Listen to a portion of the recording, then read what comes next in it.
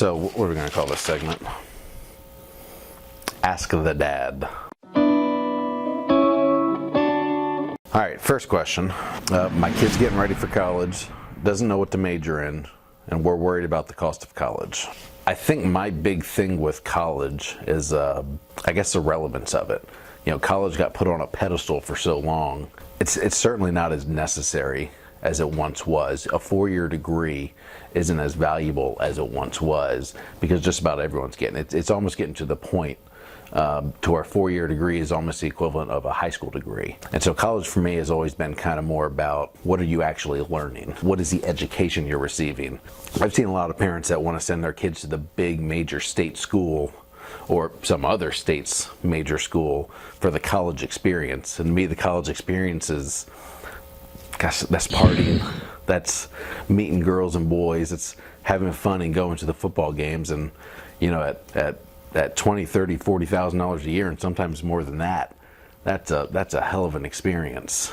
You know, for this particular dad, you know, if your kid doesn't know what he's going to major in, there's really no need to go to the expensive major schools. You know, it's a little bit different when, you know, your whole life you've been really wanting to go to, you know, your dad's an architect, you want to be an architect, and you're going through an architectural program at a specific school that puts out great architects and has great architectural learning.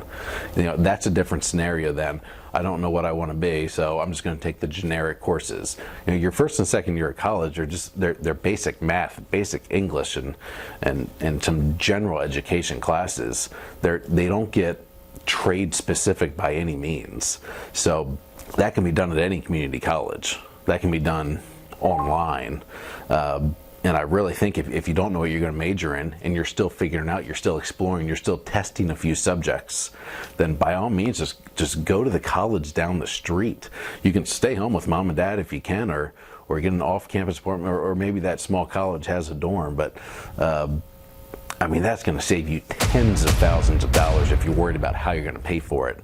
And then you can transfer and go to the major school, you know, that fits your degree choice. But certainly I'm a pay for cash kind of guy. So, you know, student debt is like the worst thing you can do to someone. That's something that just gets stuck around forever. So if you don't have the cash to pay for the major schools, don't take on debt. Go to the smaller local colleges.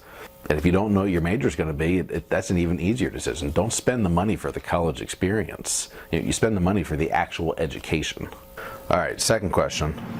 Is 3 kids easier than 2? I think anytime you add a kid is going to add a level of stress to the family. You know, going from 0 to 1 is a huge change. You know, you're just used to the 2 of you. And now all of a sudden this other thing comes in and destroys your night's sleep and requires all your time and attention and puts some serious stress on the family unit. The same thing's going to happen when you go from 1 to 2.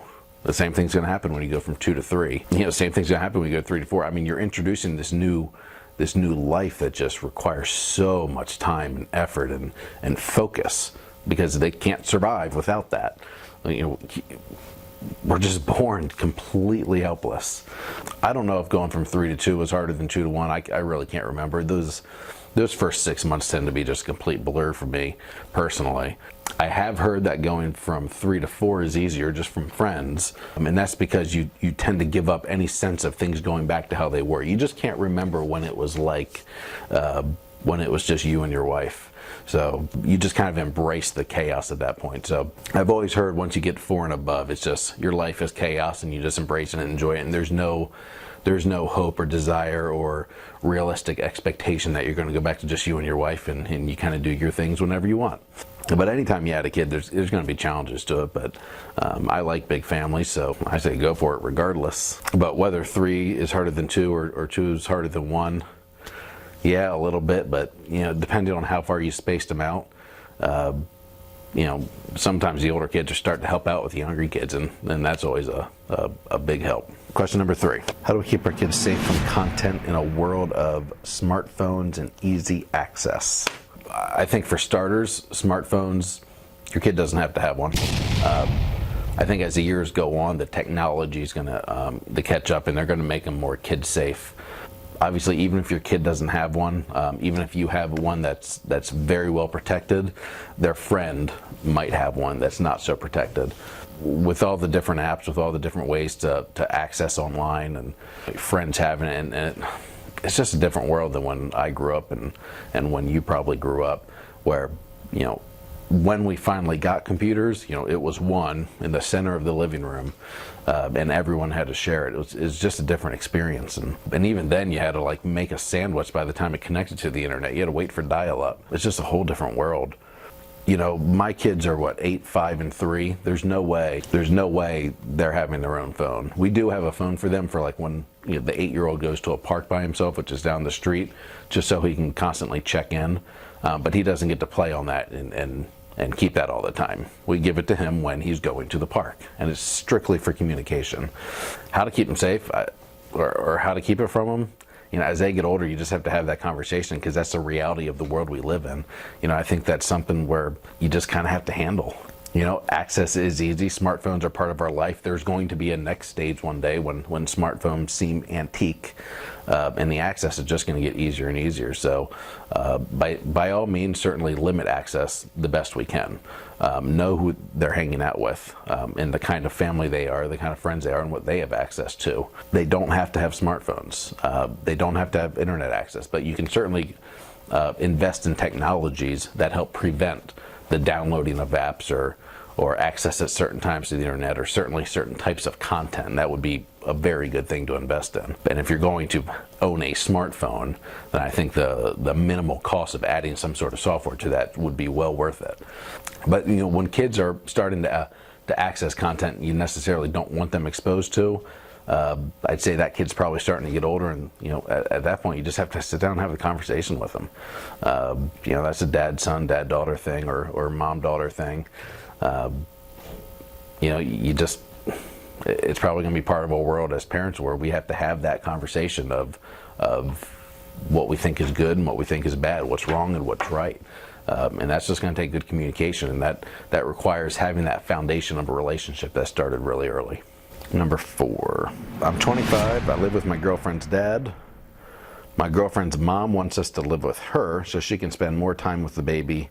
It's rent-free and a free babysitter. I'm not really nice on these things. If you're 25 years old, you're a man. And if you have a baby, that also makes you a man. I'd really question why it's still a girlfriend. You've created a life with this woman. You're living with this woman. You're in all sense of it married to her. You're living together, you're planning the future, you created life together, you're having relations together. That's your wife. You just haven't gotten the paper for whatever reason that is. So if you were dating my daughter, hopefully this wouldn't have happened. And if you were my son, hopefully this wouldn't have happened. But I would tell you to get married right away. You're already committing your future together. You're already living together. You already have a baby together. You are married. Get the paper and make it official. And that has all the legal consequences associated with it. You know, and as far as being 25 years old and being a man, in every sense of the word, a married man, and having a wife and a kid that you take care of, we don't live, us men, us dads, we don't live with mommy and daddy anymore. You're a man. Take care of your family. Provide for your own family. So regardless of free rent and free babysitter, you need to provide your own roof for your own family, and to kind of separate away from mommy and daddy. Number 5, I lost my wedding ring. How do I tell my wife? You tell her the truth, you idiot. You lost it. You tell her how you lost it. You tell her you're sorry. Why is that even a question? Number 6, how much is too much to spend on a 1-year-old's birthday party? So this is something Ryan and I talked about a lot, because Ryan likes to throw parties and Ryan likes gifts, and I don't care about gifts, and I don't really care about parties. A 1-year-old, a 2-year-old, a 3-year-old, 4-year-old, they don't remember their parties. They might see the pictures when they're older, but they don't remember it. They don't care about what's happening. It's an irrelevant event for them. So you're not throwing it for them. Let's just be really clear about it. This has nothing to do with the party for the kid. This is a party for the mom, or a party for the dad, or a party to impress the friends. So the money you spend on it doesn't matter. You could do zero. You can have a few friends and family over to the house, and they can bring their own food, or you can do it at a non-eating time. But the gifts don't matter because the kid's not going to play with half of them anyway. The cake doesn't matter. The decorations don't matter. The venue doesn't matter. The stuff, the entertainment doesn't matter.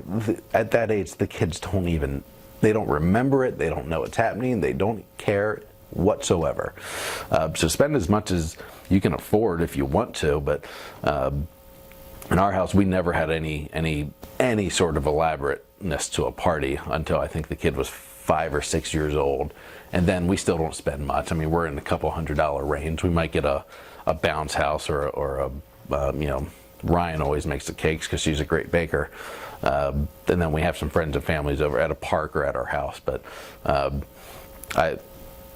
know a lot of people make a big to-do about their kids' birthday parties. I've never cared that much to spend that much money on a birthday party. I don't care about impressing our friends and neighbors and family. So, the kid knows that they're loved.